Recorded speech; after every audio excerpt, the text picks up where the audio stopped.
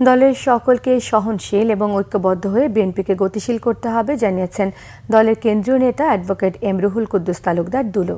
সকালে নাটোর জেলা পরিষদ মিলনায়তনে সমসাময়িক রাজনৈতিক ভাবনা এবং করণীয় শীর্ষক আলোচনায় তিনি এসব কথা বলেন। দুলো আরও বলেন, ভারপ্রাপ্ত চেয়ারম্যান তারেক রহমানের নেতৃত্বে বিএনপি ক্ষমতায় গেলে তৃণমূল নেতাকর্মীদের সঙ্গে আলোচনার মধ্য দিয়ে সকল সিদ্ধান্ত গ্রহণ করা হবে।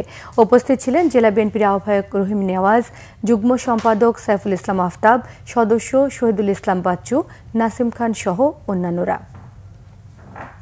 আমাদের নেতা তারেক রহমানের নেতৃত্বে বিএনপি রাষ্ট্রীয় ক্ষমতা যায়, আমি কথা দিচ্ছি আপনাদের সঙ্গে আলোচনা করে, আমার তৃণমূল পর্যায়ের নেতা কর্মী আলোচনা করে আমরা সকল সিদ্ধান্ত গ্রহণ করব।